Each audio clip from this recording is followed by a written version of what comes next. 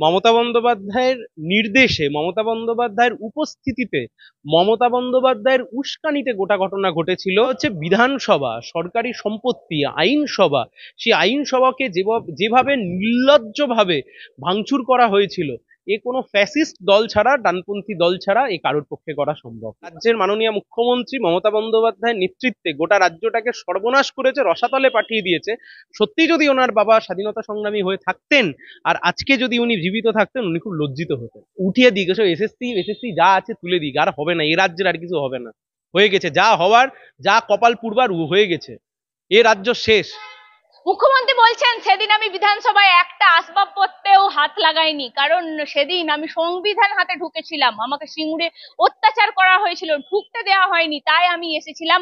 তখনকার যে বিরোধী দলনেতা ছিল পার্থ চট্টোপাধ্যায়ের সাথে দেখা করতে, আমার সঙ্গে রয়েছেন সায়ন ব্যানার্জি, তিনি একটা আসবাবপত্রেও হাত লাগাইনি। দুঃখের হলেও সত্যি, মমতা বন্দ্যোপাধ্যায় রাজ্যের মুখ্যমন্ত্রী হিসেবে এতটা মিথ্যার আশ্রয় না নিলেই পারতেন। কিন্তু উনি বিধানসভায় দাঁড়িয়ে যেভাবে এবং যে ভঙ্গিতে, যত সুন্দর অভিনয়ের মাধ্যমে রাজ্যের মুখ্যমন্ত্রী এই কথা বলছেন, তাতে মুখ্যমন্ত্রীর যে পদ, সেই পদ কলুষিত হচ্ছে। মিথ্যা, সেই মিথ্যা দিয়ে কখনো ইতিহাসকে ঢেকে ফেলা যায় না।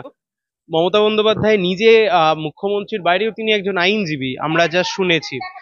স্বাভাবিকভাবেই এখন কনস্পিরেটর যদি কেউ হয়ে গিয়ে থাকে, কমন ইন্টেনশন অর্থাৎ একই ইন্টেনশন যদি কেউ হয়ে গিয়ে থাকে, সে সমানভাবে দোষী হয়, ভারতবর্ষের আইন অন্তত তাই বলছে।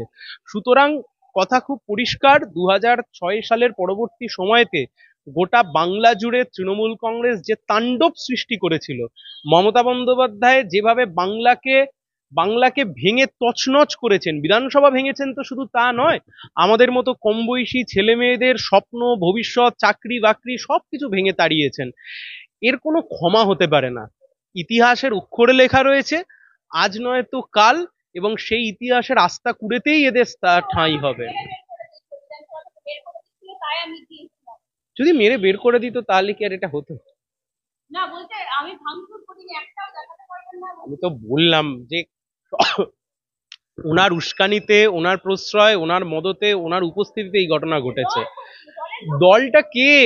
এখন না হয় তাও হালে অভিষেক ব্যানার্জির নাম শোনা যায়, তখন তৃণমূল কংগ্রেস মানে মমতা ব্যানার্জি। মমতা ব্যানার্জি না বললে তৃণমূল কংগ্রেসে তখন একটা কিছু হতো না। এখন তাও অভিষেক ব্যানার্জির নামটুকু শোনা যায়। মমতা ব্যানার্জি ছাড়া তখন কে কি করতো? দেখো, কথা খুব পরিষ্কার, বিধানসভাটা সিপিআইএম এর পৈতৃক সম্পত্তি ছিল না। সিপিআইএম কখনো কোনোদিনও বলেনি বিধানসভাটা আইন তৈরি হওয়ার জায়গা।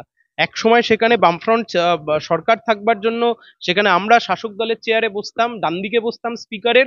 এখন তৃণমূল বসে, ভবিষ্যতে অন্য কেউ বসবে।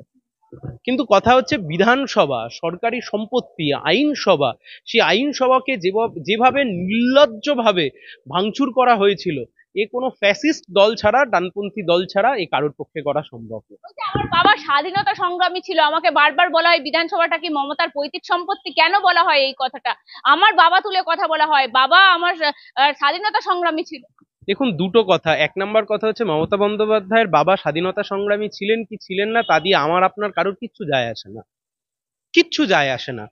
দ্বিতীয় কথা হচ্ছে, যদি উনি স্বাধীনতা সংগ্রামী হয়েও থাকেন, তাহলে উনি যদি আজকে জীবিত থাকতেন, উনি খুব লজ্জিত হতেন মমতা বন্দ্যোপাধ্যায় যেভাবে রাজ্যটা সর্বনাশ করে দিয়েছেন।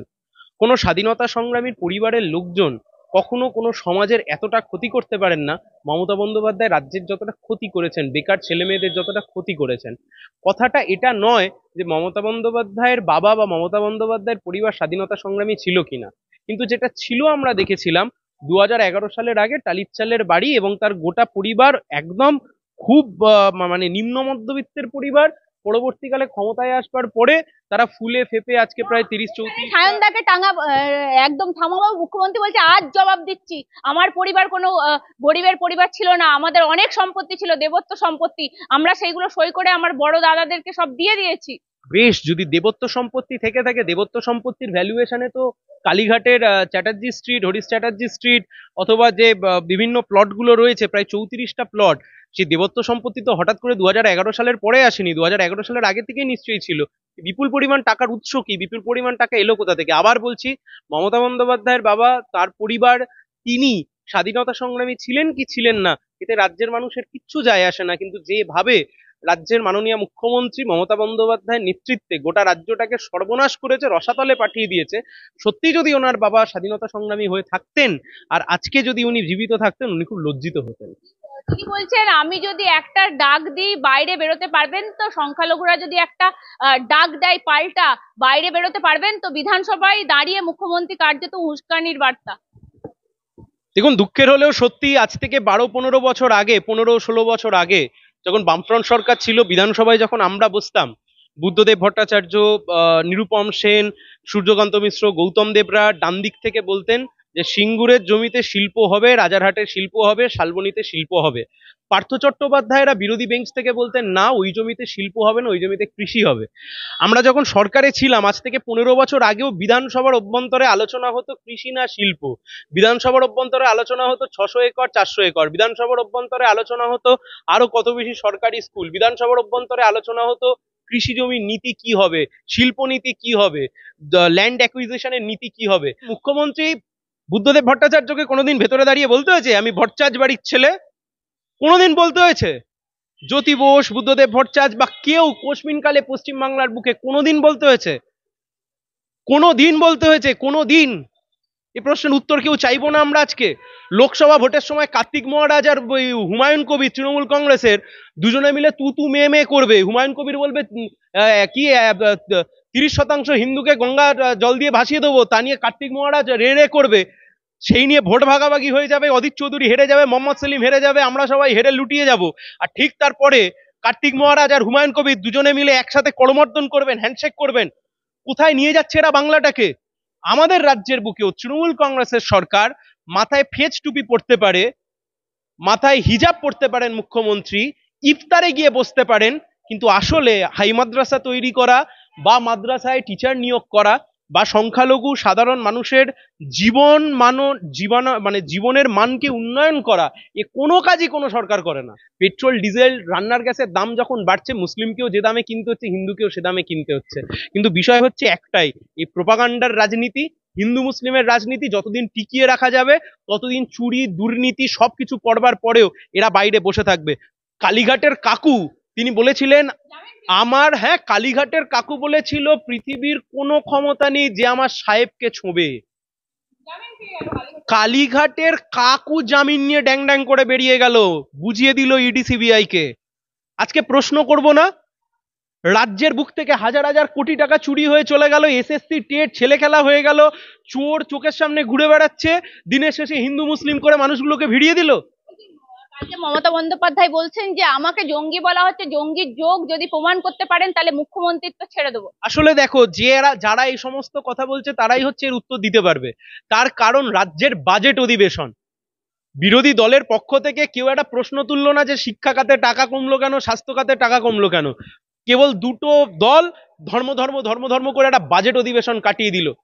এই পশ্চিমবাংলার অবস্থা আজকে, এটা রাজনীতির অবস্থা।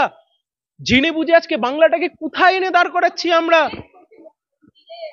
Doesn't matter. চ্যালেঞ্জ করা উচিত ছিল বিরোধী দলের তরফ থেকে। ওখানে আমরা থাকলে আমরা প্রশ্ন করতাম, কেন স্বাস্থ্য খাতে বরাদ্দ কমাচ্ছেন, কেন রাজ্যের সরকারি হাসপাতালে পরিকাঠামো কম, কেন রাজ্যের সরকারি হাসপাতালে আজকে ডাক্তারবাবুরা ঘুমানোর জন্য অডিটোরিয়ামে গিয়ে তাদেরকে ঘুমোতে হচ্ছে।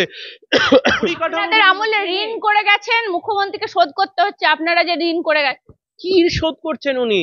1.5 লক্ষ কোটি টাকার ঋণ ছিল 1947 সাল দেশ স্বাধীন হওয়ার পর থেকে। প্রথম যখন নির্বাচন হয়েছে, সেই নির্বাচনের পর থেকে 2011 সাল অব্দি 1.5 লক্ষ কোটি টাকা ঋণ। আজকে ঋণের পরিমাণ 4.5 লক্ষ কোটি টাকার কাছাকাছি, আরো বেশি বই আরো কম না। কোন ঋণ উনি শোধ করেছেন? গোটা বাংলাটাকে ঋণের ঘাড়ে, ঋণের বোঝায় চাপিয়ে দিয়ে যাচ্ছেন। যে শিশু আজকে জন্মাচ্ছে সে ঋণের বোঝা নিয়ে জন্মাচ্ছে রাজ্যের বুকে। কি শোধ করছেন? গোটা পশ্চিমবাংলার বুকে এমএলএদের মাইনে যে হারে বাড়ালেন, মন্ত্রীদের মাইনে যেভাবে বাড়ালেন, সরকারের কাছে যদি টাকা নাই বা থাকতো, এই পরিমাণ এমএলএ এমপিদের মাইনে কেউ বাড়াতে পারতো? রাজ্য সরকারের কর্মচারীরা ডিএ পাবে না, কিন্তু এমএলএ মন্ত্রীরা মাইনে পেয়ে যাবে, মাইনে বেড়ে যাবে। এ অনৈতিক, এ কখনো হতে পারে না।